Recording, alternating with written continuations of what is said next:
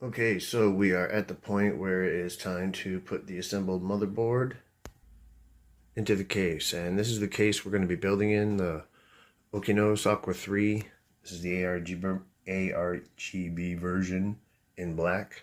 I've never built in this before. I mean, I've built in quite a few cases, but one of the interesting things about doing this is building in all the other cases available to you. So let's get to it.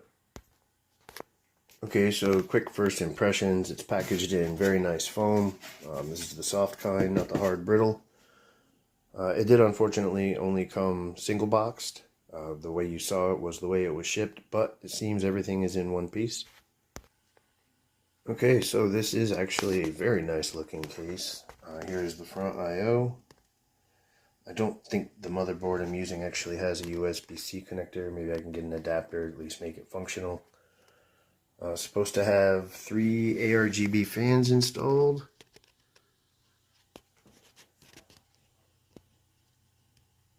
Alright, let's get these panels off and check out the interior. Okay, so I got the panels removed. This is the accessory box. A bunch of screws, standoffs, whatnot.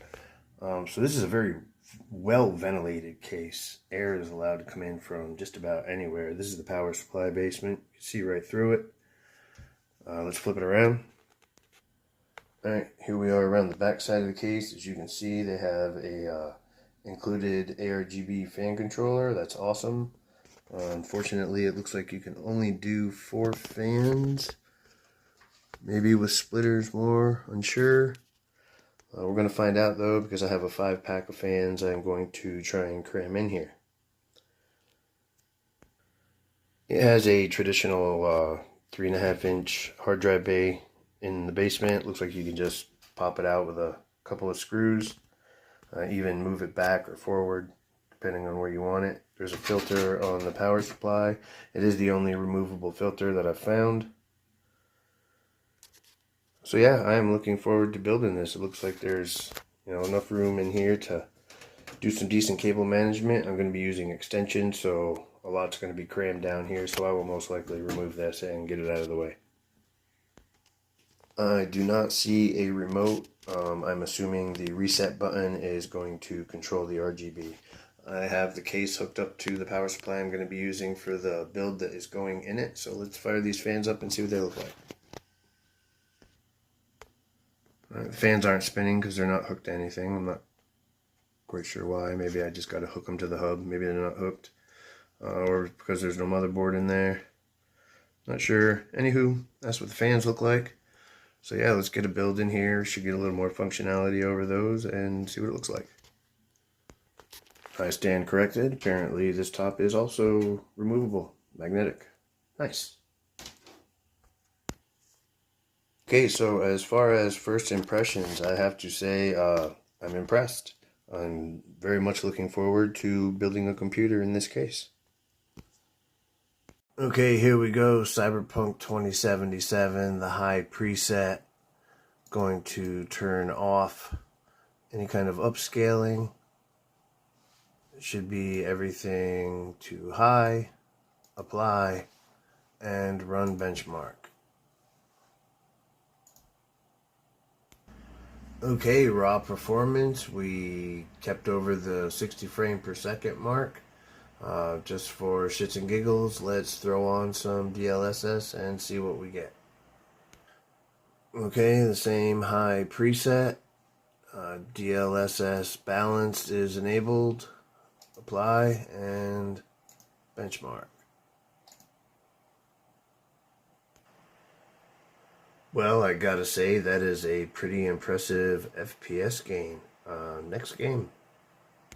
Okay, now we are in Black Ops 6, going to try and do the same thing, all settings high, no upscaling enabled, and run the benchmark.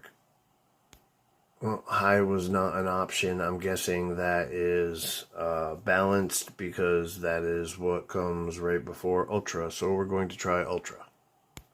Upscaling is off. Applying the settings. And benchmark. It is actually pretty neat that Microsoft implemented this. I think it is awesome, especially for people like me that have to run tests. It's much easier to run a set benchmark to get the numbers that you need. Okay, so ultra on no upscaling, we have 44 frames per second. Let's try balanced. Okay, moving down to balanced, no upscaling, applying, and going to the benchmark. Alright, 64 frames per second, not bad for a 5-year-old GPU. And a modern AAA title. Let's throw on some DLSS and see what we get. Okay, rest of the settings the same. DLSS enabled, apply, and benchmark.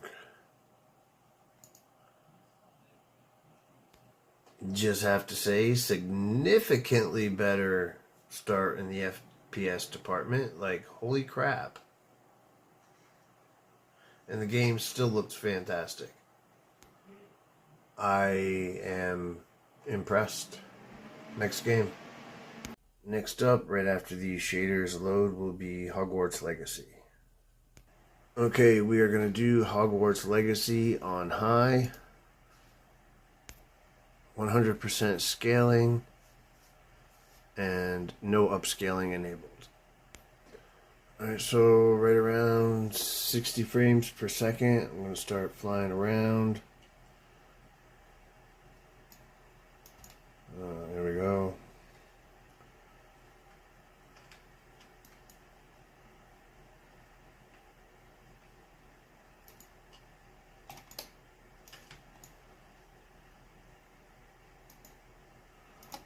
Oh, alright.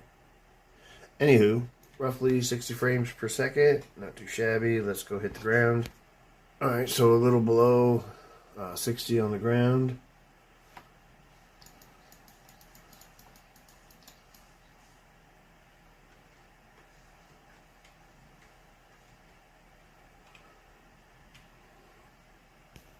Going to enable NVIDIA DLSS, leave all the settings the same.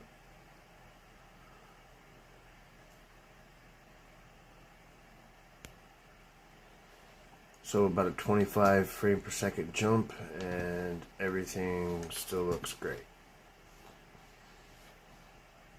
And for our last game, everyone's favorite, Fortnite. Okay, so for Fortnite, we are going 100% 3D resolution. We are going to go with low settings. And we're going to put view distance and textures up to epic. And apply. Let's drop into a game. Alright, so here we go on the drop in, right around 200 frames per second.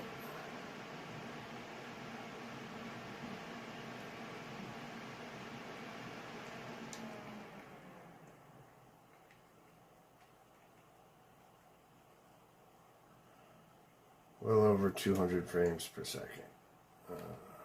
Most of the time. So yeah, I think we should definitely handle some Fortnite. Well, I did not win, but this PC had absolutely no problems playing Fortnite at a high refresh rate as well. Okay, last and finally not least, we are going to run 3D Mark times SPY.